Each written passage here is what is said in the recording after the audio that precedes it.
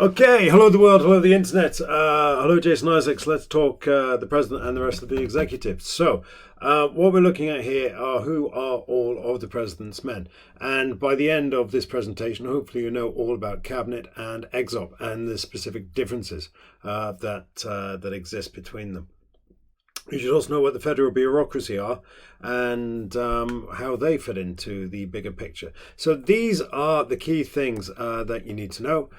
Cabinet, ExOp and federal bureaucracy. And to be brutally honest, now that we're doing the new and slightly adjusted curriculum, really just about all you need to know about this is that lot and that lot. And then potentially who a few of these people are. It wouldn't hurt to know a little bit about that. Anyway, right, so the executive branch. Let's look first of all at the powers that exist attendant to the federal branch, or rather the federal power that the president has relative to the federal branch. Now he has control of the federal bureaucracy. Now that possibly doesn't sound very, very interesting.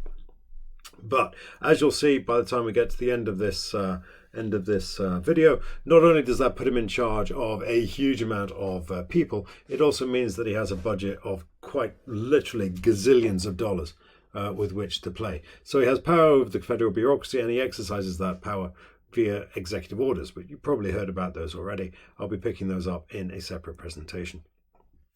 We also have appointment and patronage, a patronage to cabinet and indeed to ExOp. Very, very different beasts. As long as you can remember that, then you're going to be in good shape. We also need to look at checks on the federal bureaucracy. Well, the federal bureaucracy, sorry, what does the federal bureaucracy, how does the federal bureaucracy check the president? Well, it doesn't really. It's just really something that he has to deal with. It's a monumental pain in the backside sometimes because it's such a huge and unwieldy organization. Also, there is a limit to the effectiveness and the range of executive orders. They are, again, instructions to the federal branch. They don't affect General Motors or McDonald's or the general man in the street unless he takes his wage from the federal government. We also have ratification of appointments. And again, remember that ratification is always by the Senate in its capacity as exercising advice and consent. So great stuff there. Right then, this is quite possibly the single most important slide of this particular presentation. If you can get your head around this, then you're going to be in really good shape.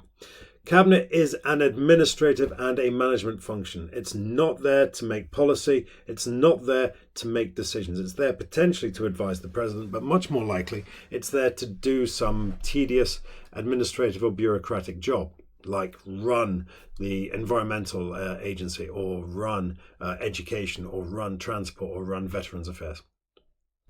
The decisions are all made elsewhere, but these are still quite high-powered meetings. So everyone gets together and they have a chat. And Congress, this is really quite important. Each of these government departments, and we'll look at them in a minute, it's kind of analogous to the UK. Congress has full oversight over all of those government departments. When we flick across and we look instead at ExOp, we see that it's almost the exact opposite in every capacity. First of all, these guys are there to make decisions, either individually or with the president. The president has supreme executive power, but he will rely quite heavily on the advice that he is getting from the West Wing. These are the people he can appoint without compromise, and that is very, very important. There's no key fixed membership, but we're looking at the people who have the presidential ear. These are the guys who follow him around work all day. It's the equivalent of the Privy Council. They're the guys who follow him into the toilet. So the conversation never stops. These people over here, they will get to see the president once a week if they're really, really lucky. These guys see him all day and every day. Now, again, in the case of Trump, that may be more of a curse than a blessing, but that's not really the point. If you want to make decisions, then you've got to be close to the president. And these are the guys who are close to the president. They're not subject to Senate ratification, so they can be appointed without compromise. Don't forget, both Jared and Ivanka are members of the advising team. There's no way any Senate in their right mind would have ratified them, although the Senate did ratify some pretty wacky appointments. But they're not subject to Senate ratification, so they can be appointed without compromise and without fear or favour of the Senate or any other political considerations. They tend to operate outside the public view. Remember, these guys are in the public glare. These guys operate within the White House, and as a result of which, a lot of what they do goes unreported, at least in the official minutes, because it's happening. It's really just the advice that the president is getting on a daily basis. So, Cabinet is all about policy implementation. They are high-profile appointments, but all of that profile means that they're in the public glare, they're subject to congressional scrutiny, and it can be a bit tedious. They don't necessarily have that ongoing access to POTUS, so we've kind of covered this already. Again, here we're looking at policy formulation. They operate in the shadows, getting real things done, and they have that close working relationship with the president. So again, you have to compare and contrast what's going on here.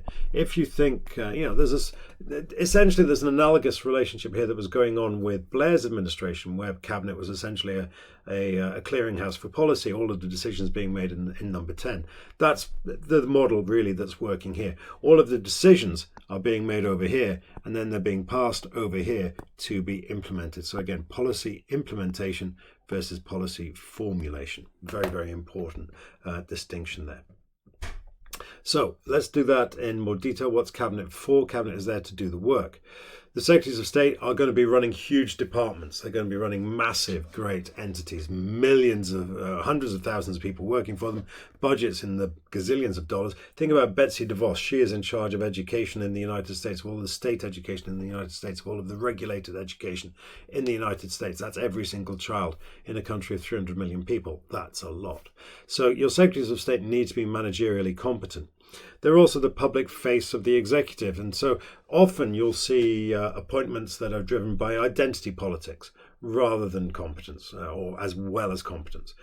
You will want a cabinet. I think it was Bill Clinton who said that he wanted a cabinet that looked like America. So you will have token appointments, be they on the basis of race or gender or sexual orientation or whatever it is, but they are the public face of the executive. So identity politics are going to be working there.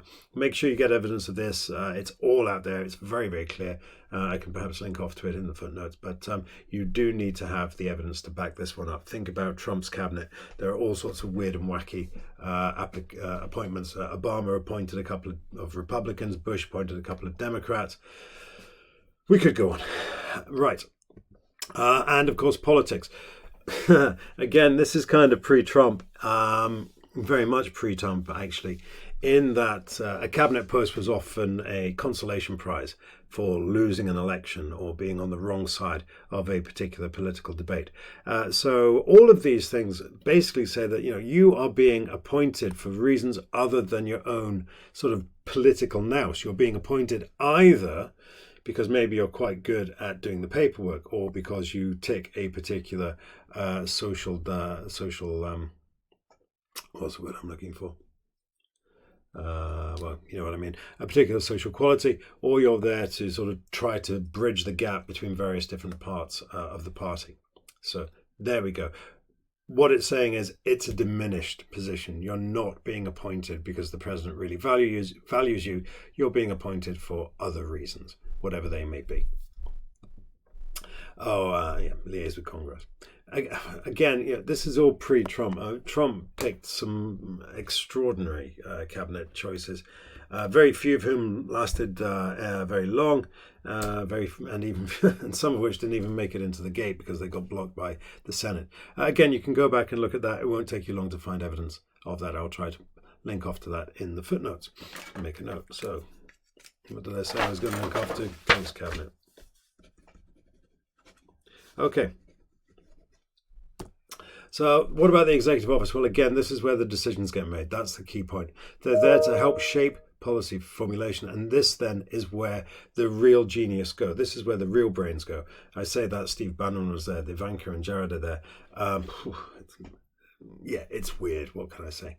They're the gatekeeper to the president. Normally, you'll be looking for the grown-ups there, particularly in the big positions, like National Security Advisor and, of course, like Chief of Staff. That's the single most important office in the United States outside the president, particularly perhaps sometimes as well as the president. So some very, very high-profile meetings there, persons there. And, of course, they're there to control the message. So you'll have all of your White House spokesmen in there making those important policy announcements.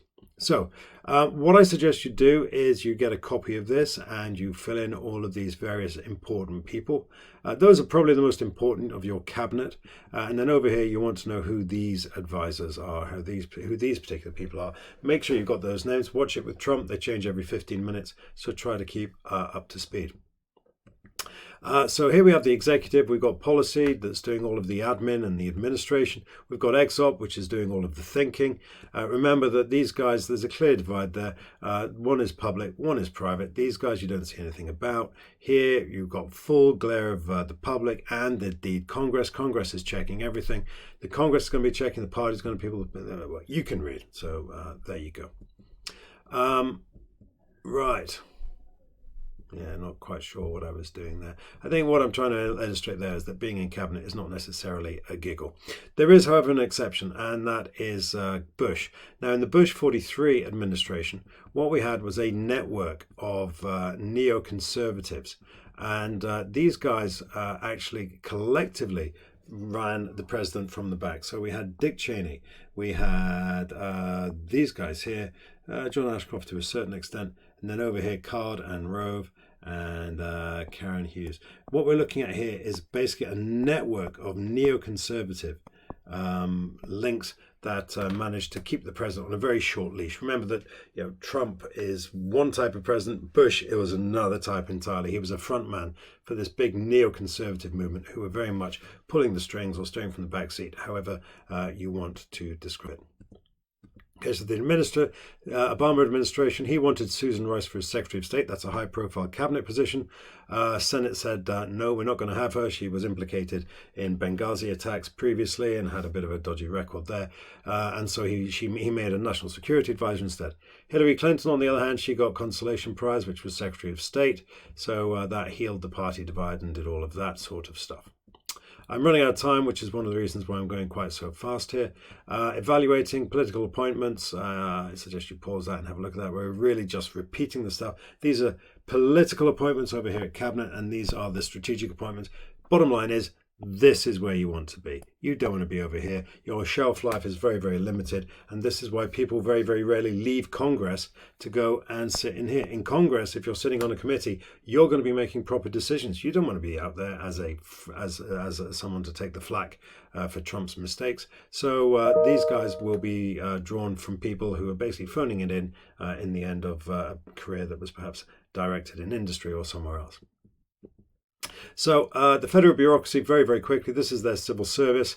It's huge, okay? And you've got all of these various different departments, just as we do in the UK, each of whom with a roll call of a gazillion people and a budget of a huge amount of dollars. And hopefully I'm coming to the end of this particular thing. That's what the Department of Defense looks like. You can only imagine the amount of money that it has to spend. And the relationship with the federal branch, the Secretary of State, they're appointed, executive orders tell them what to do.